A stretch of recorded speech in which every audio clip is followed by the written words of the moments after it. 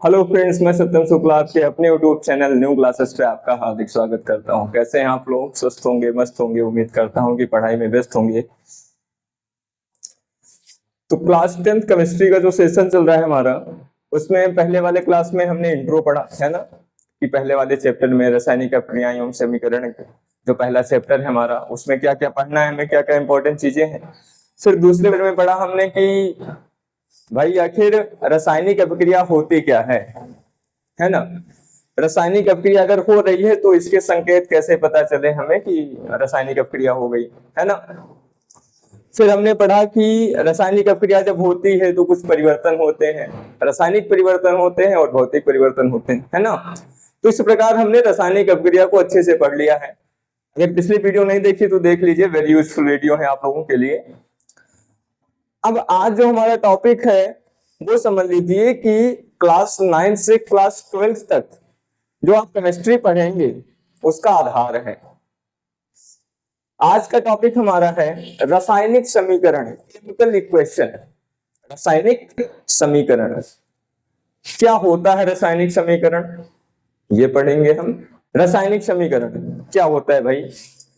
देखो, रासायनिक समीकरण पढ़ने से पहले हम थोड़ा बेसिक चीजें जानेंगे कि रासायनिक समीकरण से पहले भी कोई समीकरण था और है ना। रासायनिक समीकरण से पहले हम पढ़ेंगे शब्द समीकरण। हालांकि है ये भी रासायनिक समीकरण, लेकिन इसमें क्या होगा, ये रासायनिक समीकरण ना कहकर इसे हम शब्द समीकरण कहेंगे। क्यों? क्योंकि इसमें रासायनिक सूत्रों का प्रयोग नहीं होता है ना। जैसे अगर मैग्नीशियम और ऑक्सीजन की आपस में क्रिया होगी, यानी जब मैग्नीशियम रिबन का दहन कराएंगे हम, तो क्या बनेगा? मैग्नीशियम ऑक्साइड बनेगा, है ना। यह हमारी रासायनिक अभिक्रिया हो गई। अब इसी अभिक्रिया को हम अगर रासायनिक सूत्रों द्वारा प्रकट कर दें तो क्या होगा? वो रासायनिक अभिक्रिया होगी, सॉरी रासायनिक समीकरण होगा। लेकिन अगर इसी रासायनिक अभिक्रिया को हम शब्दों द्वारा प्रदर्शित करें तो ऐसी अभिक्रिया को हम, ऐसे समीकरण को हम शब्द समीकरण कहेंगे। बात क्लियर है? यानी जब कोई रासायनिक अभिक्रिया होती है और उसे हम शब्द समीकरण द्वारा निरूपित कर दें तो उस समीकरण को हम क्या कहेंगे? शब्द समीकरण, है ना। जैसे हमने कहा कि मैग्नीशियम और ऑक्सीजन की जब अभिक्रिया कराई जाती है तो मैग्नीशियम ऑक्साइड बनता है। अब किसकी क्रिया कराई हमने? मैग्नीशियम और ऑक्सीजन की। तो मैग्नीशियम लिख दिया हमने शब्द में और ऑक्सीजन भी लिख दिया शब्द में, है ना। और क्या बनता है? मैग्नीशियम ऑक्साइड बनता है। तो मैग्नीशियम ऑक्साइड भी हमने शब्द में लिख दिया। तो जब इस प्रकार के क्वेश्चन लिखे हो जो शब्दों द्वारा निरूपित हो, ऐसे समीकरण को हम कौन सा समीकरण कहेंगे? शब्द समीकरण। यहां तक बात क्लियर है? कोई दिक्कत भी परेशानी? बात क्लियर है? जब रासायनिक अभिक्रिया को शब्दों द्वारा दर्शाया जाता है तो उसे हम क्या कहते हैं? शब्द समीकरण। ऐसे समझ लो कि पहले अगर मान लीजिए जब हमें सूत्र नहीं बताते, है ना, और कोई अभिक्रिया हो रही है तो पहले ही लोग कैसे दर्शाते होंगे? ऐसे ही ना कि जब मतलब ये देखा कि हाइड्रोजन गैस और ऑक्सीजन गैस मिलकर जल का निर्माण करते हैं, तो ऐसे मतलब ऐसे वाक्य में बता दिया कि ऑक्सीजन गैस और हाइड्रोजन गैस को मिलाते हैं तो जल बनता है, ये वाक्य में बता दिया। अब ये कोई आया होगा, कुछ अलग दिमाग लगाया, कहा कि मतलब थोड़ा और संक्षिप्त में कर दे, तो क्या किया? शब्द में तोड़ा कि भैया क्या करते हैं? हाइड्रोजन गैस को और ऑक्सीजन गैस को जब मिलाते हैं, यानी इनकी जब अभिक्रिया होती है तो क्या बनता है? जल बनता है ना। हो गया शब्द समीकरण। बात क्लियर है? यानी जब किसी रासायनिक अभिक्रिया को शब्दों द्वारा दर्शाया जाता है और जो समीकरण प्राप्त होता है तो उस समीकरण को हम क्या कहेंगे? शब्द समीकरण। ये तो एग्जाम्पल याद रखिएगा। यहां तक बात क्लियर है? बात क्लियर है? आगे बढ़े, चलो। फिर आता है ढांचा समीकरण। अभी रासायनिक समीकरण पर पहुंचे नहीं है आप, है ना। पहले शब्द समीकरण पढ़ेंगे, फिर ढांचा समीकरण। यहां तक कोई दिक्कत, कोई परेशानी, कोई दिक्कत? चलो, अब आया हमारा ढांचा समीकरण। ये क्या होता है भैया? ये क्या होता है? ढांचा समीकरण क्या होता है? स्केलेटल केमिकल इक्वेशन बोलते हैं, सॉरी स्केलेटल केमिकल इक्वेशन, समीकरण को इक्वेशन बोलते हैं। क्या होता है ढांचा समीकरण? देखो, वह रासायनिक समीकरण जो संतुलित नहीं होता है ढांचा समीकरण कहलाता है। अब देखो, रासायनिक समीकरण क्या है यह भी जानना पड़ेगा। अरे तभी तुम जान पाएंगे ना कि कैसा रासायनिक समीकरण जो संतुलित नहीं होता। अब रासायनिक समीकरण को ऐसे ओरल में समझेंगे हम कि जो ये शब्द समीकरण हमारे पास है, जो शब्द समीकरण हमारे पास है, अगर इन्हीं शब्दों को इनके प्रतीकों द्वारा या फिर इनके सूत्रों द्वारा हम निरूपित कर दें, जैसे मैग्नीशियम को Mg से करते हैं, है ना, ऑक्सीजन को O2 से करते हैं और मैग्नीशियम ऑक्साइड को MgO से करते हैं। इन्हीं शब्द समीकरणों को अगर हम इनके प्रतीकों द्वारा निरूपित कर दें तो जो समीकरण प्राप्त होगा उसे हम ढांचा रासायनिक समीकरण कहेंगे। बात क्लियर है? यहां तक बात क्लियर है? यानी जब शब्द समीकरणों को उनके प्रतीकों द्वारा, उनके सूत्रों द्वारा निरूपित कर दिया जाता है तो जो समीकरण प्राप्त होता है उसे हम क्या कहते हैं? ढांचा रासायनिक समीकरण, या फिर इसी को हम एनसीईआरटी के लैंग्वेज में कंकाली रासायनिक समीकरण भी कहते हैं। बात क्लियर है? बात क्लियर है? अब ढांचा रासायनिक समीकरण की खासियत क्या है भैया? ये संतुलित नहीं होते, है ना, ये जो द्रव्यमान संरक्षण का नियम है उसका पालन नहीं करते। ढांचा रासायनिक समीकरण क्या होता है? ये द्रव्यमान संरक्षण के नियम को पालन नहीं करते, द्रव्यमान संरक्षण नियम का पालन नहीं करते। बात क्लियर है? यानी हम ऐसे भी कह सकते हैं कि वह रासायनिक समीकरण जो संतुलित नहीं होता ढांचा रासायनिक समीकरण कहलाता है। जैसे अगर मैग्नीशियम और ऑक्सीजन की क्रिया कराएंगे हम तो मैग्नीशियम ऑक्साइड बनेगा, लेकिन ये देखेंगे कि क्या ये रासायनिक समीकरण संतुलित है? आप यहां देखेंगे अच्छे से कि जो मैग्नीशियम है वो एक है, ऑक्सीजन कितने हैं? 2 हैं, लेकिन यहाँ मैग्नीशियम एक है और ऑक्सीजन भी एक है, यानी कुछ अंतर नजर आ रहा है, कुछ फर्क पता चल रहा है क्या कि मैग्नीशियम एक है, ऑक्सीजन 2 है, लेकिन उत्पाद में हम देखेंगे यहाँ कि मैग्नीशियम एक है और ऑक्सीजन भी एक है, यानी कि अभिकारक और उत्पाद में परमाणुओं की संख्या बराबर नहीं है, तो हम इसे कौन सा समीकरण कहेंगे? रासायनिक समीकरण, ढांचा रासायनिक समीकरण। सॉरी, कौन सा समीकरण? ढांचा रासायनिक समीकरण। बात क्लियर है? यहां तक बात क्लियर है? चलो, इसी प्रकार जब हाइड्रोजन और ऑक्सीजन की क्रिया होती है, हाइड्रोजन और ऑक्सीजन की क्रिया होती है तो क्या बनता है? जल बनता है। अब यहां देखेंगे हम कि ये जो रासायनिक समीकरण हमारे पास है क्या संतुलित है? देखो, यहाँ हाइड्रोजन के कितने परमाणु हैं? 2 है, ऑक्सीजन के कितने हैं? 2 हैं, लेकिन यहाँ देखिएगा हाइड्रोजन का 2 है लेकिन ऑक्सीजन का 1 ही, यानी हम कह सकते हैं अभिकारक में परमाणुओं की संख्या उत्पाद के परमाणुओं की संख्या के बराबर नहीं है, यानी अभिकारक में जो परमाणुओं की संख्या है उत्पाद में जो परमाणुओं की संख्या है आपस में बराबर नहीं है, अर्थात ये द्रव्यमान संरक्षण के नियम का पालन नहीं कर रहे, तो इन्हें हम कौन सा समीकरण कहेंगे? ढांचा रासायनिक समीकरण। बात क्लियर है? बात क्लियर है? यानी वह रासायनिक समीकरण जो संतुलित नहीं होते कौन सा समीकरण कहलाते हैं? ढांचा रासायनिक समीकरण या फिर कंकाली रासायनिक समीकरण। यहां तक कोई दिक्कत, कोई परेशानी? बात क्लियर है? बात क्लियर है भैया? आगे बढ़े। चलो, अब आते हैं अपने मोस्ट इंपोर्टेंट टॉपिक पर, रासायनिक समीकरण। रासायनिक समीकरण देखो क्या होता है। रासायनिक समीकरण, रासायनिक समीकरण क्या होता है अच्छे से समझेंगे। किसी रासायनिक अभिक्रिया में भाग लेने वाले पदार्थों को, अगर कोई रासायनिक अभिक्रिया हो रही है तो उसमें कोई पदार्थ भाग लेंगे, है ना? जैसे ये कोई रासायनिक अभिक्रिया हुई तो उसमें पदार्थ ही भाग ले रहे हैं ना, मैग्नीशियम ऑक्सीजन, तो मैग्नीशियम ऑक्साइड बन रहा है। ऐसे कह रहा है किसी रासायनिक अभिक्रिया में भाग लेने वाले पदार्थों को सूत्र द्वारा प्रदर्शित करना रासायनिक समीकरण कहलाता है। यानी ढांचा रासायनिक समीकरण के ये बड़े भैया है, बस क्या है इनमें थोड़ा सा सुधार हो गया, लेकिन ये समीकरण कैसा हो? संतुलित हो, बस। यानी हम एकदम सरल भाषा में कह सकते हैं, यदि ढांचा रासायनिक समीकरण को हम संतुलित कर दें तो जो समीकरण प्राप्त होगा हमें, उसे हम रासायनिक समीकरण कहते हैं। बात क्लियर है? बात क्लियर है? चलो बोलो, बात क्लियर है बच्चा?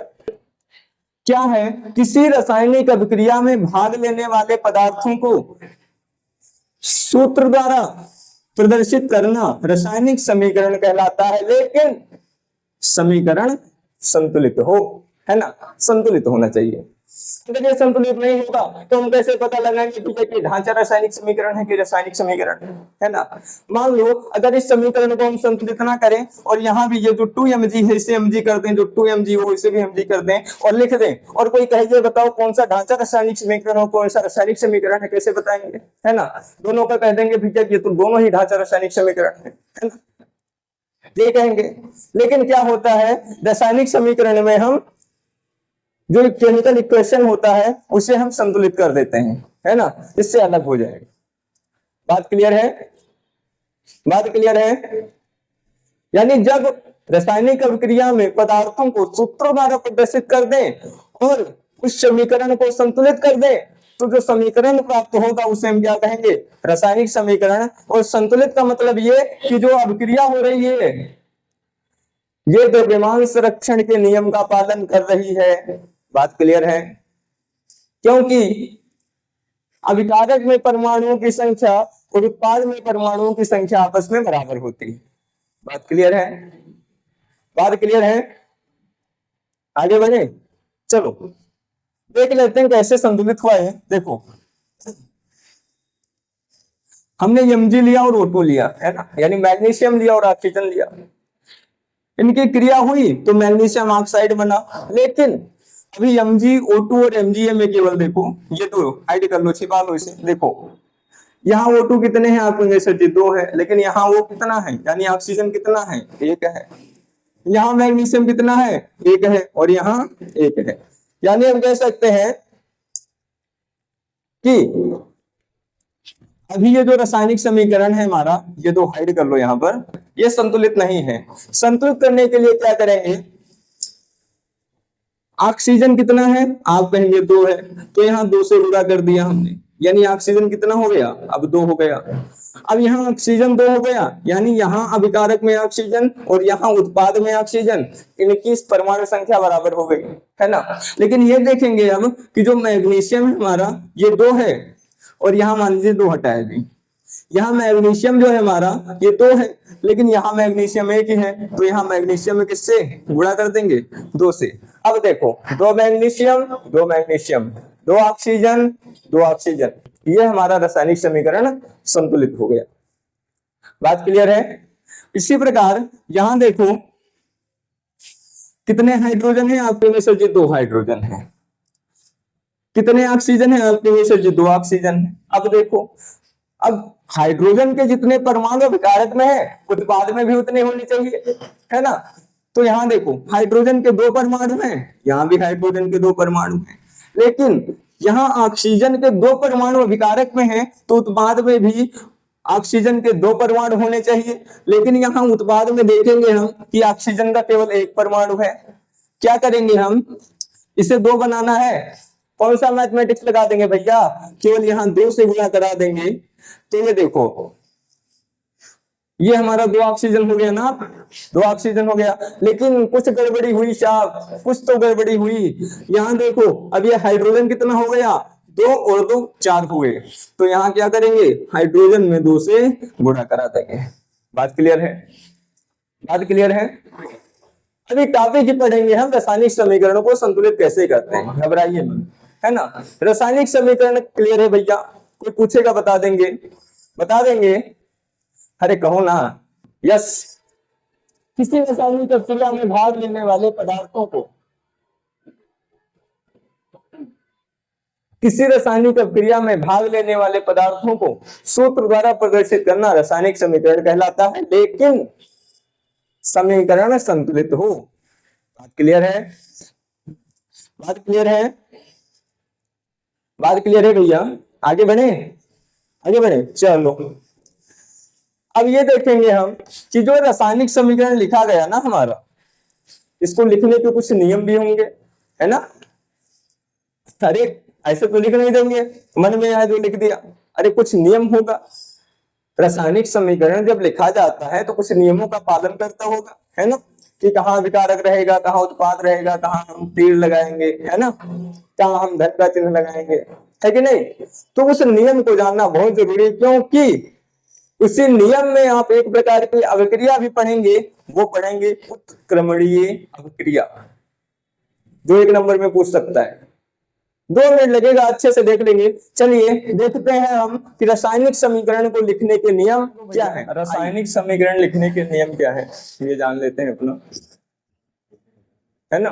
देखो पहला नियम क्या है, कह रहा है कि किन्हीं 2 अभिकारकों या उत्पादों के बीच सदैव प्लस का चिन्ह लगाया जाता है। जैसे मान लो हमने एक रासायनिक समीकरण लिखा Mg और plus O2 is equal to 2Mg। ठीक, देखो क्या कह रहा है, किन्हीं 2 अभिकारकों या उत्पादों के बीच सदैव प्लस का चिन्ह लगाया जाता है। अब यहाँ देखो, यहाँ अभिकारक में हम देखेंगे, यहाँ 2 कर लीजिए, अभिकारक में देखेंगे हम कि यहाँ कितने हैं भैया, 1 और 2 अभिकारक है ना।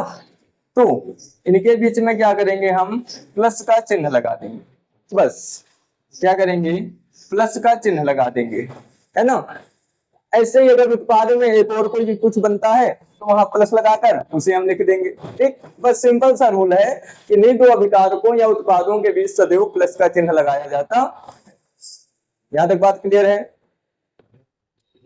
चलो फिर क्या है, दूसरा हेडिंग क्या है, कह रहा है अभिकारक को बाईं ओर तथा उत्पाद को दाईं ओर लिखा जाता है। अभिकारक को बाईं ओर तथा उत्पाद को दाईं ओर लिखा जाता है। देखो अभिकारक क्या है हमारा, Mg और O2, है ना। तो देखो ये दाईं ओर लिखा है, अरे ये दाईं ओर है ना, ये सॉरी ये बाईं ओर है, अरे ये बायां है ना ये। तो अभिकारक किस ओर लिखा जाता है, बाईं ओर, और जो उत्पाद होता है वो किधर, दाईं ओर। बस सिंपल सा रूल है, वही जो लिखा है क्रिया में वही पूरा लिखा दिया है। तीसरा क्या है, कह रहा है अभिकारक और उत्पाद के बीच, ये समझिएगा, अभिकारक और उत्पाद के बीच सदैव तीर का निशान लगाया, कह रहा अभिकारक और उत्पाद के बीच सदैव तीर का निशान लगाया जाता है। देखो ये हमारा अभिकारक हुआ और ये क्या, उत्पाद, इनके बीच में सदैव किसका निशान, तीर का निशान लगाया जाता है। बस सिंपल सी बात है, कुछ करना ही नहीं है, चच्चा का काम खत्म, है ना। चलो चौथा क्या है, देखो यदि अभिक्रिया उत्क्रमणीय है, यानी ऐसी अभिक्रिया जो दोनों तरफ से हो रही है ना, चाहे आप उनकी बुराई करो या वो आपकी बुराई करे, है ना, चाहे आप अपनी बुराई करो या वो आपकी बुराई करे, बात एक ही है। यानी काम क्या दोनों तरफ से आपका हो रहा है ना। तो क्या है, यदि अभिक्रिया उत्क्रमणीय है तो अभिकारक और उत्पाद के बीच चिन्ह लगाया जाता है। कौन सा चिन्ह, ये चिन्ह। यह अभिक्रिया दोनों ओर से होती है। उत्क्रमणीय अभिक्रिया का सबसे अच्छा एग्जाम्पल है आपके पास बर्फ और पानी। देखो अगर बर्फ ले लें हम और उसे गर्म कर दें, बर्फ को गर्म कर दें तो क्या बनेगा, पानी बन जाएगा, बन जाएगा पानी। चलो अब इसी पानी को अगर हम ठंडा कर दें भैया, इसी पानी को अगर हम ठंडा कर दें तो क्या फिर बर्फ नहीं बनेगा, है ना। यानी बर्फ से पानी और पानी से फिर बर्फ हमने प्राप्त कर लिया। यानी इस प्रकार की अभिक्रिया को हम कौन सी अभिक्रिया कहेंगे, उत्क्रमणीय अभिक्रिया कहेंगे। बात क्लियर है, बात क्लियर है बच्चा। चलो आज की क्लास में इतना ही रखेंगे, अगली क्लास में पढ़ेंगे हम रासायनिक समीकरण को संतुलित करने का महत्व क्या है, रासायनिक समीकरण को संतुलित करते कैसे हैं, हिट एंड ट्रायल विधि द्वारा रासायनिक समीकरण को कैसे संतुलित किया जाता है। क्योंकि इस वाले टॉपिक से आपके पेपर में, बोर्ड एग्जाम में कम से कम 3 नंबर तो पूछ ही लेगा, कम से कम 3 नंबर पूछेगा। ठीक है, तो मिलते हैं अब नेक्स्ट क्लास में। तब तक के लिए हमारे चैनल के साथ बने रहिए, क्योंकि आपको complete NCERT new syllabus update 2025-26 के तहत ही सब कुछ पढ़ाया जाएगा। तो मिलते हैं अब नेक्स्ट क्लास में। थैंक्स फॉर वॉचिंग, धन्यवाद।